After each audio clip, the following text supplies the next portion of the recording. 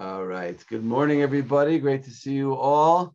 Hope everybody's doing well there. I'm very excited to be back in a week and a half. I can't wait to see everybody.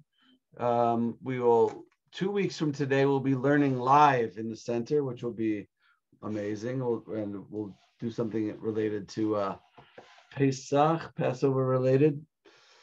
In the meantime, we're going to continue with our Path of the Just, Mesilas Yesharim from the Ramchal, page 198. And if you recall, we are discussing the topic of Nikius. Nikius means a intensive analysis of our actions, our thoughts, our words, to make sure that everything we're doing, everything we're saying is consistent with the values that we are that we hold dear to as Jews, the values of the Torah and the values of Judaism. We want to make sure that our actions are reflective of what we believe in and what we're committed to. And to do so, we have to analyze our actions and think about, in great detail, instead of just a general overview. Yeah, I'm a good guy. I'm a pretty good guy. I care about other people, and I give tzedakah, and I daven sometimes, and I go to shul, and I'm a good guy. We're good people. That's true. That's true. But in Judaism, we say we want to take it even further than that, and we want to be amazing. We want to be incredible. We want our actions and everything that we believe in to be consistent with one another. So that's what Nikius is all about. And the Ramchal is going. Are you trying to unmute over there? What's going on over there, guys? Huh? It's like the Three Stooges over there. The Ramchal is talking about Nikius specifically as it relates to, at this moment, forbidden foods. Okay, so we know in the Torah, the Torah forbids a whole bunch of different types of foods. Meat and milk is an example. Certain animals that are not kosher. There's different types of foods that are prohibited. What are some other examples of prohibited foods? I said milk and meat and non-kosher animals. Any other examples? You guys can't unmute in the center? Would you say shellfish, or is that in the same category as animals?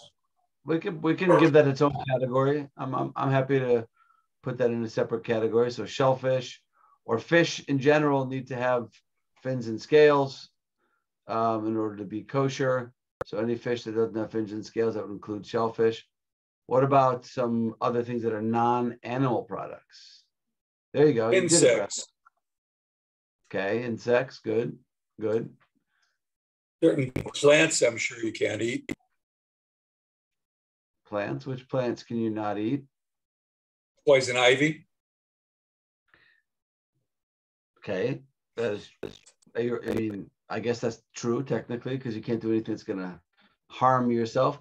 But there's all of the agricultural laws regarding the annual cycles of the fruits and the tithings, food that hasn't been tithed, food that's in from the Shemitah year that wasn't properly harvested, food that's trees that are in the first 3 years of their growth. There's a lot of different complicated laws that have to do with produce that can render a lot of the foods non-kosher. So when you're buying food, it's very important. I hear stories about my grandparents and when in America 60 years ago, 70 years ago, they didn't have the OU and the CRC and the Star K and all these different organizations that are doing all of our work for us in terms of determining what's kosher and what's not. So they would buy products and they would look at the ingredients, and by looking at the ingredients, they would determine, is it kosher, is it not kosher? And the truth is that was probably okay back then, because ingredients were far less complicated than they are now. Now things are so complicated that you can't look at ingredients and rely on whether something's kosher or not. So we have supervision. We have organizations that do the supervision for us. So if a restaurant is certified by the CRC or certified by the OU, you know it's kosher. Or if you go into the supermarket and you see the products, there that have the different hechshers on them, then you know they're kosher. It's amazing, by the way, if you walk into a random supermarket, anywhere, for sure in Chicago, but even if you go into a random supermarket in Ohio or in Wyoming, it's unbelievable how many products you'll find in there that are kosher. It's like you can't believe how many regular products that we see on the shelves of supermarkets everywhere are kosher. And the reason for that is obvious, which is that even though the Jews are a very small percentage of the world's population, but it's well known that we actually consume most of the world's food. So therefore, there are hechsherim on just about everything, right? So we go and we look for hechshers, and we don't eat things that don't have hechshers on them. Okay, that's the general idea of how kashrus works. Okay, Scott, I see you got your hand up over there. Yeah, I sent you that picture a couple weeks ago when I was on the highway, and I saw this big tanker truck transporting, and on the back it had a sticker saying this truck is certified kosher, and I'm like, I've never seen that before. That was weird. The truck. Yeah. I don't know exactly what that was all about, but I mean, sometimes you see kosher symbols on things like tinfoil. Like, why do you need a kosher symbol on tinfoil? But I guess maybe some of those things that can be coated sometimes with how does that work? Do they? Wait, you're on mute. You're on mute. You got to unmute there. David, you're freezing like every 15 seconds. I don't think that's true. I think that's a equipment failure in the center. I think it's an issue with what's going on in the equipment there. But am I freezing for anybody else? No, you're not freezing on Zoom. Yeah, so we got to figure out what's going on in the center. I don't know what's that. Oh wow! Yeah. It says your network bandwidth low. Probably your network bandwidth is low, not mine. Go ahead, Les. Okay, carry it. Well, one of the key constraints that we operate under with Circ OU is we have equipment that makes different categories of products. There's dairy and there's parv. So in addition to the process itself, it's the equipment that the process is applied to that makes that determination. And for us, according to OU rules, there has to be a rabbi who supervises that transition, who documents the fact that there's dwell time, downtime in the process machinery before we switch over. And that happens twice a week, every week for us in our plant. You switch over twice a week, every week between parv and dairy? Yes. Is that it? Is that running hot water through the lines? Basically, is how they do that. Running water through the line. How do they? You have to boil it out. There has to be a minimum dwell time, a non-use time in between, and 24 hours. And the documents have to be eyeballed, have to be checked to make certain that all the control parameters have been done in the right way. So it's really comprehensive. Yeah, right. And that's for several products. But imagine if you have a factory that's making hundreds of products or thousands of products. It's very, very complicated. We make hundreds, and there is a product that's not kosher, and we have to go through the same discipline to get back into kosher. We manufacture a grape jelly that's non-kosher. We manufacture one that's kosher as well, but there is a huge market for non-kosher grape because the difference is so dramatic in cost. Interesting. Wow. And the rabbi has document that switchover. Mm-hmm. That's intense. Yep. And I'm sure you pay a pretty penny for that too. But okay, so that's what we're talking about over here: food products and the level of care that we need to take when it comes to what we are eating. Okay, so on the bottom, what's that? Page 198 on the bottom. Okay, on the third level, after theft and illicit relations. Last week we spoke about illicit relations. So if you missed that, I'm sorry that you missed that. It was interesting, but you can go back and watch the recording. In terms of a person's coveting them, are the foods whose consumption are prohibited. Meaning that Ramchal is talking specifically about things that we, as human beings with natural human drives, are pulled towards. So there's theft on small, subtle level. There's illicit relations. That means sexual acts that are not condoned by the Torah.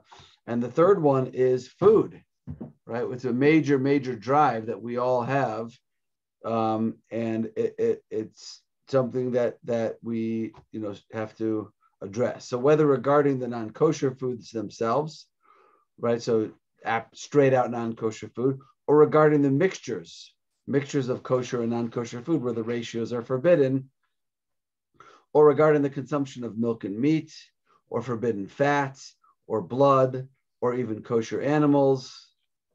What does he mean by that? The blood of kosher, even kosher animals, right? Regarding foods cooked by an idolater, right? Even if the food is kosher, but it's cooked, in certain cases, cooked by non-Jews, then we're not allowed to eat it either. It's called bishul akum. Regarding foods prepared in non-kosher utensils belonging to idolaters, meaning the food is kosher, but it's made in non-kosher pots and pans in non-Jewish environments, okay? Regarding the libation wine and their ordinary wine, this is the big issue with wine, why wine has to have a hechsher, since wine is used in religious, like sacramental purposes, in religious settings and environments. So there's an element of potential idolatry that can be accompanied with wine, which is why our wine has to be under supervision. We just came from a winery in the Judean hills, right? And all the wine there is certified kosher because there's a rabbi there who's checking to make sure that the whole process is being done under the watch of a Jew. Okay, so in each of these areas, the attainment of nikius requires great precision. Okay, this is where the details actually matter and make a difference. And it requires fortitude, because a lot of times it's very easy. It's like, oh, come on, what could really be in here? You read the ingredients, everything looks fine. There's no pork, there's no animal products. It looks like it's basically kosher. Come on, what could really be in here? But the answer is a lot of things. So that's why it requires fortitude. For among the challenges one will face, there is the heart's natural craving for good food. Okay, we love food, especially Jews. Okay, there's the monetary loss associated with refraining from forbidden mixtures and the like, meaning you could be a monetary loss on a small level. Maybe you bought something and you didn't realize it wasn't kosher and you can't return it. Or maybe you own a factory or a restaurant and you're producing large mass quantities of food, and something non-kosher falls into one of the kosher, lines or kosher products, and there could be a serious monetary loss if this is going to be not okay, if it's going to be considered not kosher now, then I could have a big financial loss.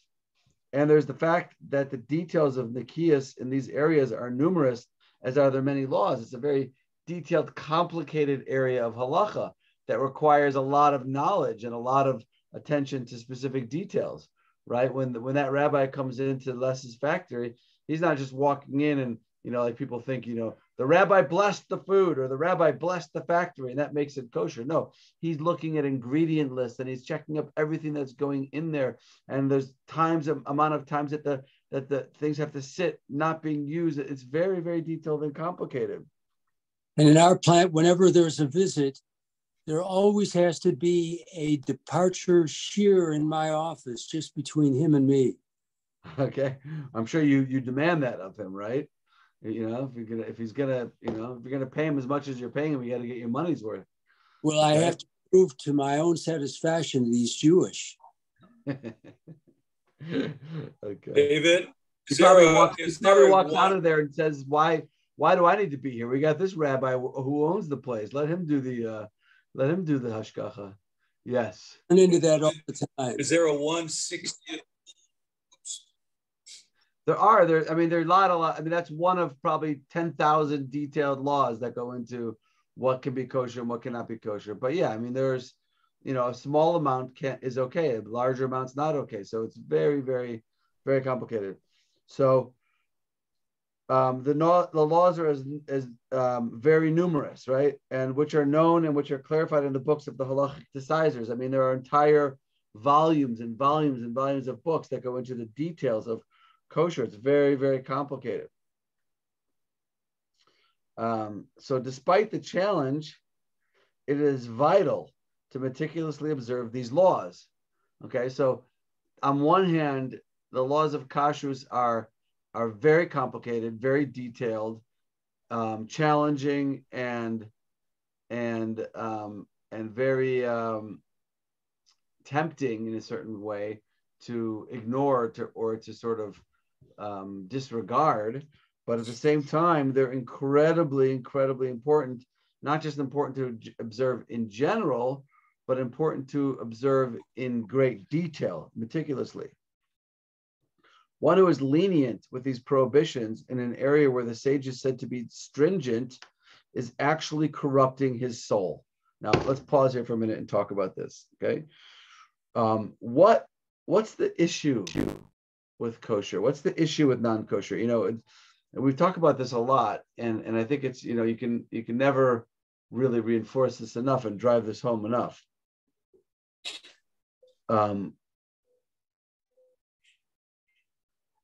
Jewish law in general, halacha, is not just a sort of, a set of random laws that some men made up a couple thousand years ago, and it's not a diet, that dietary restrictions that are followed by pious Orthodox Jews. It's neither of those things. Kashrut, for example, right? Kosher is not just a set of dietary laws that are followed by the Orthodox. Kashrus, what is kosher? So it's a description of the physical world and the physical reality that we live in by the creator of the universe, who is telling us and describing to us that just like there are certain foods which, if you eat them, are unhealthy for you physically, right? Fatty foods or oily foods or sugars or carbohydrates, whatever the latest in research, tells us are the foods that are meant to be avoided.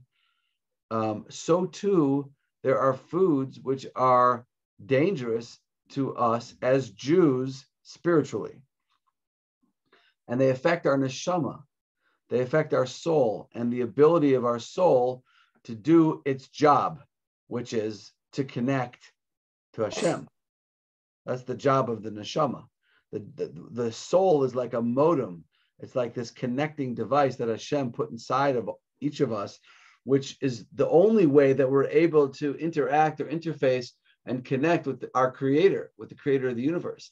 And in order for the soul to be able to do that and to do it effectively, it needs to have a certain diet. The certain foods are healthy for the neshama, and certain foods are unhealthy for the neshama. And if a person is trying to connect to Hashem, and a person is putting value on living a spiritual life that is one that is connected to our Creator, then it's important to understand that what we eat has a big role in that. What we eat plays a big role in our ability to spiritually connect or not. And that the reason why we keep kosher is not because it's tradition, and it's not because that's what Orthodox people do. That's the diet of Orthodox people. You know, some people have a gluten-free diet, and some people have a vegetarian diet, and some people have a pescatarian diet, and Orthodox Jews have a kosher diet. And it's not what it is. It's that a Jewish neshama is a very, very sensitive tool. And if people who want their neshamas to be working and operating optimally, to be able to connect spiritually, they have to realize that the food that we eat plays a major impact on the neshama's ability to function most effectively.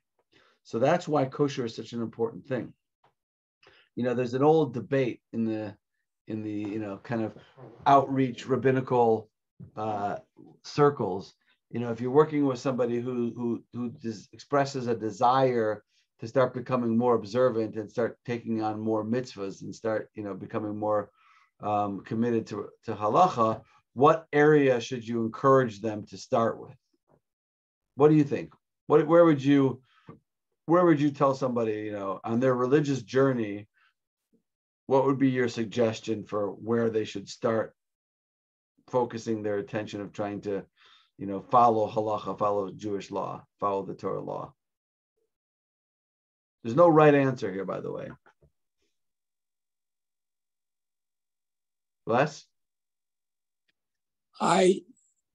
Because of the way you've set this up, it's clearly you've got eating in mind, but it makes sense to me because disciplines as it relates to what we intake, what we eat, there is such a strong compulsion on our part to eat because it's so connected to staying alive. And by submitting to the kosher rules, every time you eat, you underscore the fact that there is an underlying purpose to living generally.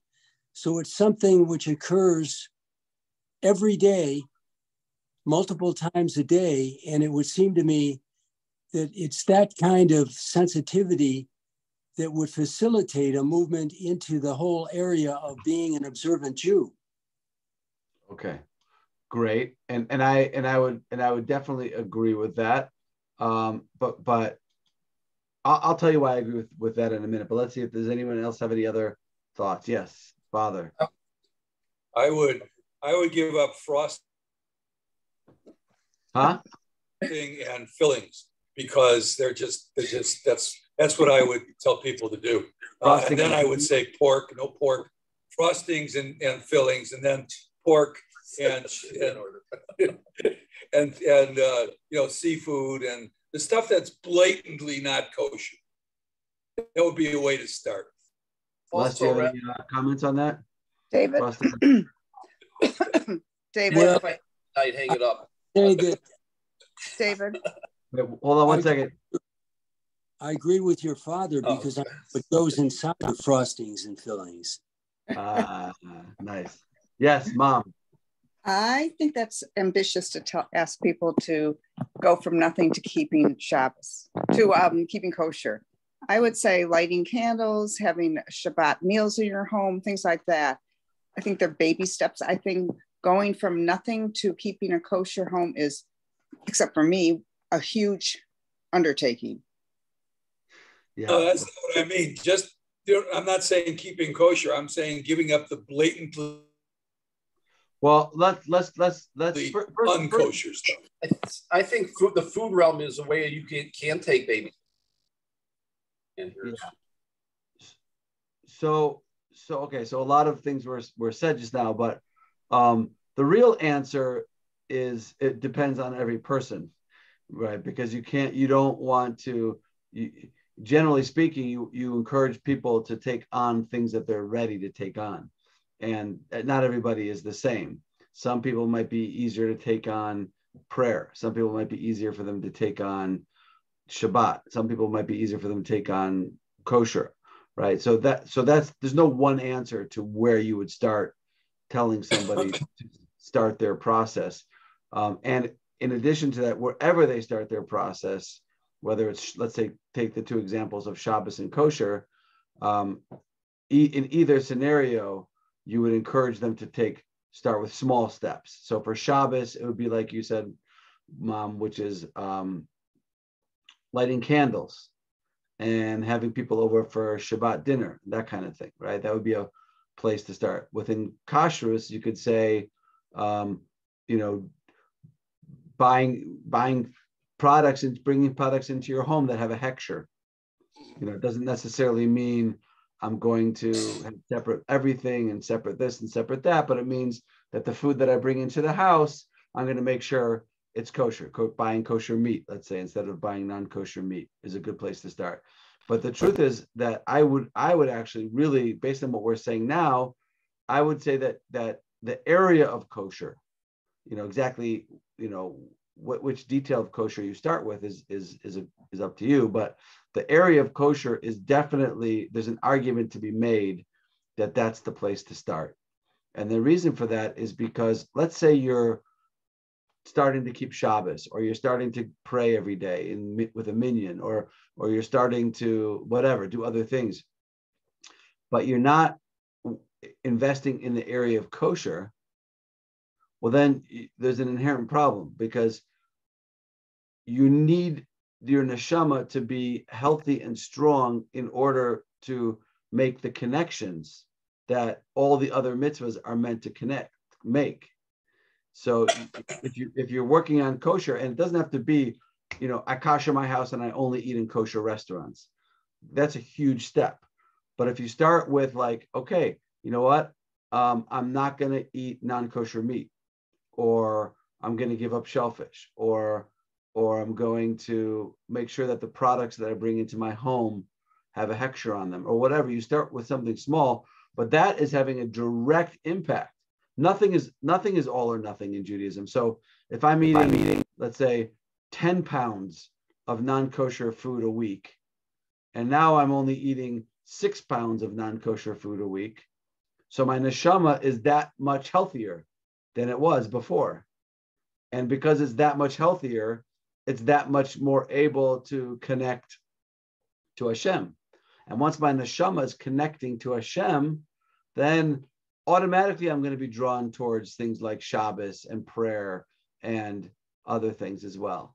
Because once my neshama is connecting, and that highway of connection is taking place between me and Hashem, then it naturally will be drawn towards more observance in other areas.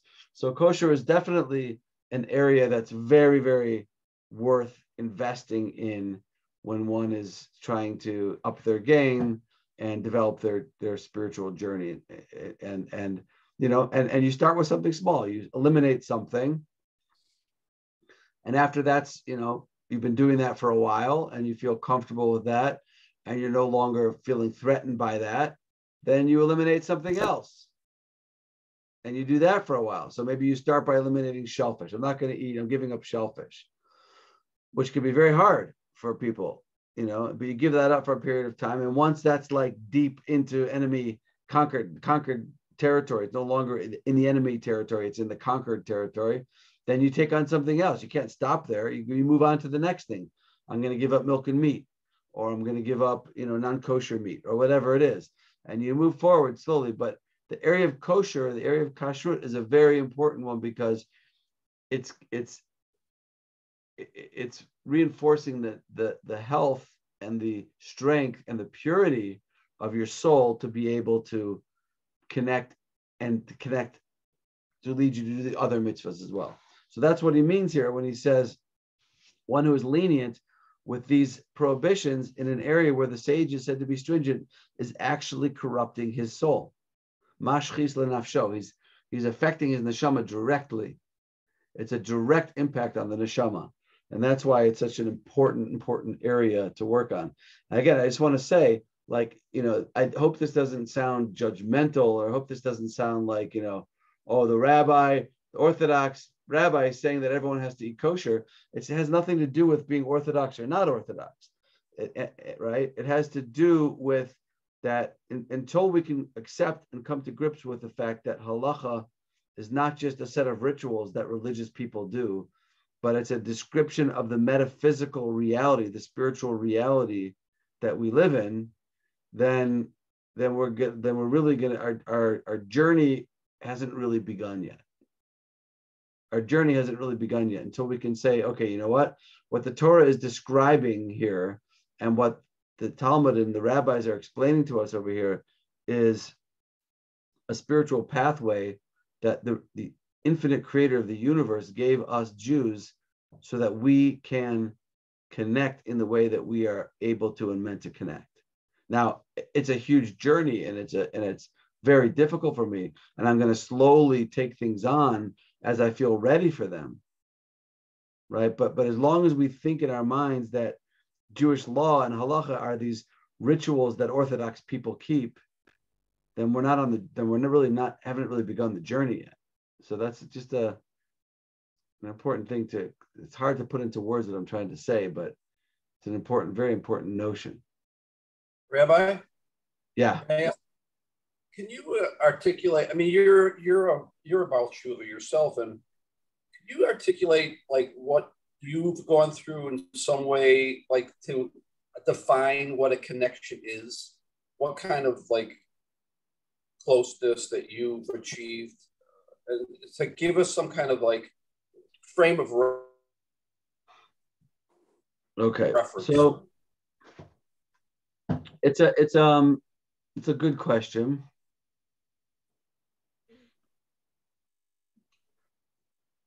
It's hard to describe. It's something that you more just kind of you understand on a very deep level internally, that that when you're working on yourself to sort of align your view of the world, your attitudes, your perspective, as well as your actions and your words and your thoughts, when you're trying to align your entire essence with the Torah and the oral Torah and the written Torah and halacha as much as you can, you know that you're plugging in a way. And there are times when you can feel it. There are times when you have greater clarity and greater understanding, and you feel like you're living a more sort of inspired life, and you feel like you're living a life where you know intuitively that you're tapping into a part of yourself that you aren't able to tap into otherwise, or that you haven't been able to tap into otherwise, and you feel like you're breaking through a lot of the things that are holding you back and limiting you. And you feel it in different times. Sometimes you feel it when you're davening. Sometimes you feel it, just like on Shabbos, when you have quiet and clarity and ideas and thoughts are coming into your mind in a way, flowing into your mind in a way that you never experienced before. It's not an easy thing to describe, and it's different for everybody. And there's also false connection. It's very easy to feel, inspired in a sort of in a false way. Let's say something, a beautiful Kabbalat Shabbat can be super inspiring because the music is great and everybody's singing together and it's uplifting, but there can also be a false sense of connection that can be created too. So there's no easy one way to sort of define what it means to be connected, but what you do know is when you're aligning yourself with the Torah as much as you can, that you're creating pipelines for that energy, that godly energy, to flow into your life, and you feel it and you see it. And you see it in the blessings that come into your life that you never dreamed were possible, and your ability to understand ideas and thoughts, depth of thought that you didn't know you were capable of. But it's hard to describe. Thank you, Stephen. So I think one great example that you gave a long time ago was when you first moved to Israel and you would walk by the McDonald's every day, and kind of how your Yetzer Tov versus Yetzer Hara. Like, I thought that was a great example that maybe you could talk about for a second that would help. Well, yeah, I mean, that's just sort of the struggle and the battle, right? As we attempt to up our game and become more aligned with Torah. It's just a matter of being more or less aligned. It's not like I'm religious, he's not religious. She's religious, she's not religious. It's all about aligning ourselves as much as we can. That's the journey of Judaism, is to further our alignment and our connection to Hashem and open up more and more pipelines of connection between us, so that Hashem can pour his blessing and his godliness into our lives. And that journey, that process, is a battle. It's described like a battle where there are things which are so far out of our reach. Like my mom was saying before, like to tell a person who's like more or less coming from like a non-observant background that you need to kasher your home and keep kosher overnight, that's overwhelming. That's too much to expect, so you have to fight the battle slowly, and you have to say, okay, what's the next area? What's the next challenge? And you need to take that challenge on. And eventually you look back and you'll be like, wow, that was what's a challenge. What was a challenge a year ago it's a given now, right? So the example Steve was referring to is like, when I first got to Israel and I would walk by the McDonald's, there was like an internal battle. There was a non-kosher McDonald's. Now they're all kosher, but back then most of them weren't. And it was an internal battle, a struggle. Should I go in? What's the big deal? Some French fries. I won't even get a cheeseburger. I'll just get a regular burger. And does Hashem really care? Is he really watching? And that was a struggle and a battle, but now, you walk after a certain amount of time, whatever it was, a year or something, you walk by there and you don't have the same struggle anymore. You have a new struggle. You have a new challenge. You have a new horizon that you've reached. And now you're fighting that battle just at a different place. And that's the journey. But you always have to keep pushing that line forward. As Jews, we can never rest on our laurels and say, I've made it. I'm keeping this. I'm doing this. No, we have to say, I want to be greater. I want to go further. I want to deepen that connection. And the way we do that is taking the next step at the right time. Everybody's taken steps. Everybody here has made movement and growth and great movement and great growth. But everybody here also, is at a certain place right now where we could either decide, okay, this is where I'm comfortable and I want to stay here. Or we could say, okay, you know what, I've come this far, but I want to go further. And if we're talking about connection to an infinite creator, then there's infinite levels of that connection. And our challenge is to push ourselves, not to stop, not to say, okay, you know what, I gave up this and I gave up this and I started doing this and I started doing this. And look how far I've come and look where I was 5 years ago and look where I am now. It's amazing. I've made it. I'm good here. It's true. Look how far you've come and look how far look where you are now versus where you were 5 years ago. But at the same time, why are you stopping? Why are you like, okay, I'm satisfied with this level of connection? No, I want more connection. I want to take it further. And also I want my experience in Olam Haba, my eternal existence, to be, even greater than it was going to be otherwise. So I want to keep going forward and not stop. So that's the challenge. That's the challenge.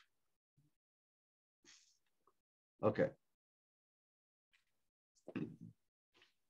All right, let's continue a little bit over here. On the bottom of 199. For so did the sages expound the verse. Do not contaminate yourselves through them. What does it mean? Through non-kosher species, lest you become contaminated through them. Okay, meaning that it's like the old saying that you are what you eat. And in Judaism, we really, really, really believe that. So we have to understand that if we're eating non-kosher animals, or even if you're eating kosher animals, but they're not kosher because they weren't shechted properly or whatever, that there's an element tuma, of impurity, of contamination that we are, bringing upon ourselves, onto our neshamas. And this seemingly redundant expression teaches us that if you defile yourself by consuming them, the non-kosher, you will ultimately become personally defiled through them. This is because forbidden foods introduce impurity into the heart and soul of a person, to the point that the holiness of the omnipresent, meaning Hashem, blessed be He, departs and distances itself from Him. Right? You can't say, on one hand, I really want to be close to Hashem. My whole life is, part of my mission in life is to get closer and closer to Hashem, and then to continue eating the things that limit your neshama's ability to connect to Hashem. It doesn't work that way. You can't become closer to Hashem in the way that you define how you want to be closer to Hashem. It's not how it works. The way we become closer to Hashem is by listening to the way He defines how that relationship can exist, and then trying our hardest to align ourselves with that. It's not easy, but that's, life isn't meant to be easy. We're not here for easy. We're here for growth. Les, is your hand up, or is that from before? You're on mute.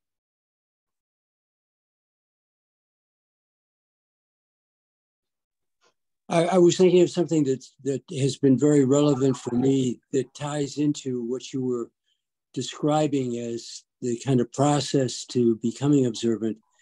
And that is the sense of uncertainty, that we can be influenced by dramatic things that make us willing to assume that even though nothing is guaranteed and for certain, that there is a small enough gap to justify what we're doing. And on the other hand, the weaker we are in building that level of certainty, the more likely we are to rationalize behavior that we have an impulse to do, even though we know it's counter to what's going on. And there have been stages for me. The easiest thing is when you're persuaded by the elegance, the logic, the understandability of rules and regulations that you get in Torah. That's an easy one. But the real test comes because the Torah is infinite and you're just a speck. There's always going to be areas in which you don't feel a high level of confidence in making the decision that, yes, this has to be true. And I find one of the most important elements in helping me through that is getting to know authorities, people who I respect implicitly, people like you, Rabbi, who have subscribed to certain concepts that maybe I don't understand, I don't really buy into. But the fact that you are involved in that, people like Tats, for example, or Ken Spiro, or somebody like that, is sufficient to get me to voluntarily decide that, okay, even though I don't understand it, I respect that level of intelligence and I'm willing to make the decision. It's conditional. There's no certainty involved here, but I've made that decision to go along with it because I respect and have a sense of what the wisdom is that's coming from that source. Yeah, that's funny that you talk about that. I had a very, very similar realization, I would say, in my journey, and I was just thinking about it now. Like when I was in yeshiva, and 30 years ago, when I was first starting to become more observant and to connect more with the path and the journey of Torah and aligning myself with Torah and the values and the laws and the actions of Torah, I was learning from people that were so incredibly smart and brilliant and creative and thoughtful. And there were times when I said to myself, like, these guys are 10 times smarter than me. Dr. Schroeder, Akiva Tats, these guys are so brilliant, Dr. Schroeder, Ken Spiro. And I would say, you know what? And they were all Baal Tshuvas. They were all people that grew up non-religious and became at some point made the decision that this was true and they wanted to be more religious. And I would just, at some point, I would just say to them, like, okay, I've done my research and I've asked my questions, but these guys who are 1,000 times smarter than me, you know, and researched this a lot more than I did, they decided that it's true, you know, and that's definitely going to give me a lot more confidence in my decision that this has to be true. This has to be real. And, you know, and then once you come to that realization that there's truth to this, and this is not just some kind of nice story, that's when you start deciding, you know, it's time to make changes in my lifestyle and the way I am. Can I share one additional thought? That's at a very highly intellectual level, and I understand what you're saying.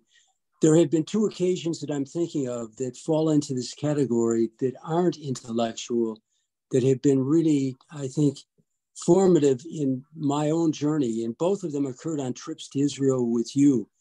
One had to do with when we had Ken Sparrow as a guide for a short period of time, and we stopped at Rachel's tomb. And I remember praying down there, but my attention and focus was totally on Ken Sparrow and the intensity that he was experiencing that I could see in his body language in praying down there.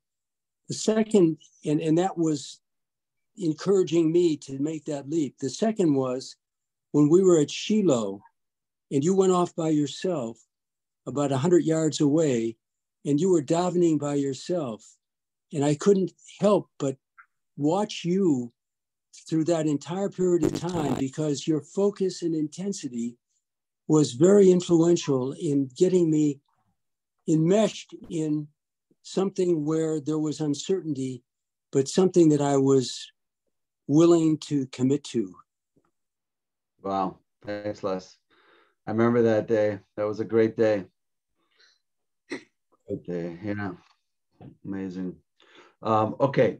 Let's try to finish this paragraph, finish this page, and we'll wrap it up there. Yeah. Oh, hi, Larry. Yeah. Go ahead, Larry. Yep. What you started off saying 60 years ago in your grandparents' day that they may do with stuff that may not be kosher by today's standards. Were they any the worse off for it? Were they less pure or anything like that? Has anything really been gained that we have this super attention to what's kosher and what's not? A good question. And my answer to that is, yeah, a lot's been gained because, you know, I don't know about using the grandparents example, but, you know, back then it was also, by the way, easier to tell what was kosher, what was not, because ingredients weren't as complicated. But, you know, let's say, is there a difference between a person who's eating kosher style and a person who's keeping kosher strictly? What do you think? Well, I'll ask you, what's your thought about that? In terms of what we're talking about, the neshama, yeah, or anybody, but yeah. Just wondering, is there a point of diminishing returns in the future? There'll be even more technically. I see what you're saying. Yeah, I mean, look, as you get further and further and further refined, you know, it becomes much more subtle, right? So now, you know, the level of supervision is quite high, and you know, maybe in some cases stricter than it Were they any the worse off because?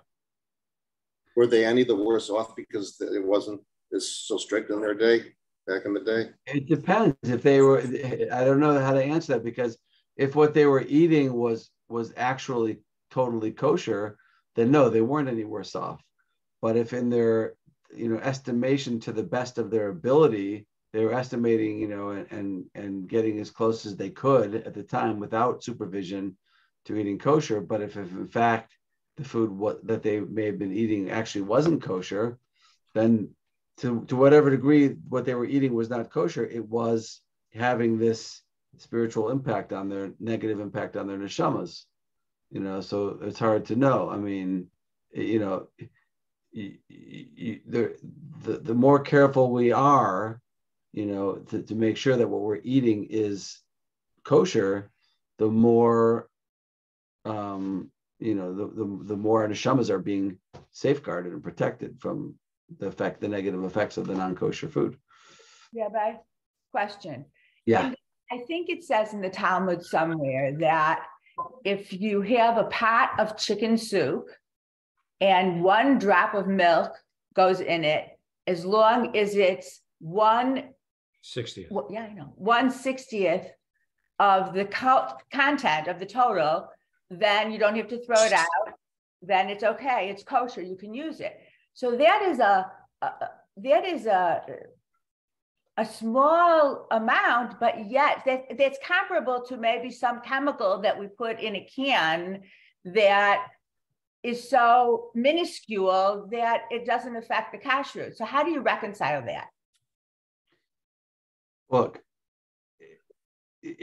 what you're talking about is something called bittul. Bittul means that if inadvertently something fell in and it's less than 1/60th, then it's nullified. It's like it doesn't exist. It's like it's not there, right? So yeah, I mean, if a very, very small amount, if a small chemical or something, falls in is part of a huge Mm-hmm. recipe, in a factory or whatever, so it could be that would get that could be you can get a hechsher on something like that, because it's such a small amount. A classic example is sherry casks, right? Sherry casks. There's a whole big discussion about sherry casks when it comes to Scotch. Single malt Scotches are sometimes aged in sherry casks, and sherry is non-kosher wine. So to what degree does the non-kosher wine in the sherry cask affect the kashrus of the Scotch? And there's a lot of debate about it, but most people feel that since it's such a tiny amount, it's negligible and it doesn't affect the kashrus at all. So a lot of kashrus agencies, especially in Israel, will give a hechsher to wine to a Scotch like that. So if in fact what's the ingredient in there is such a small tiny percentage, then it could be that it will get a hechsher. So it could be a lot of the things that we're eating, because it's such a tiny amount, it's not enough to have an impact on the taste in any way, then it's considered to be nullified in that sense. I guess I'm just looking at it from a philosophical point of view, that if it was allowed to have a drop of milk in a pot of soup and it was okay, why are we going through all this well, first of all, you're not allowed to put a drop of milk in this. You're not allowed to put a drop of milk in. But if it happened, right? So the kashrus thing is just to make sure that we're not, to the best of our ability, that these non-kosher ingredients are not ending up in the food that we're eting.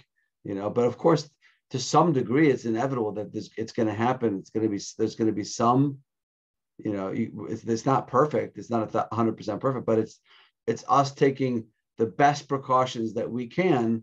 I mean, look, a lot of the kashrus agencies, somebody will come in once a week or whatever. So what happens in between? What happens when the rabbi's not there watching or whatever? There's always a possibility but the reason why we have such high level supervision is to try to guarantee to the best degree possible that what we're eating doesn't have any kashrus issues. Okay, guys, we have a staff meeting right now on this chat line, so I'm going to end the recording. I don't want to close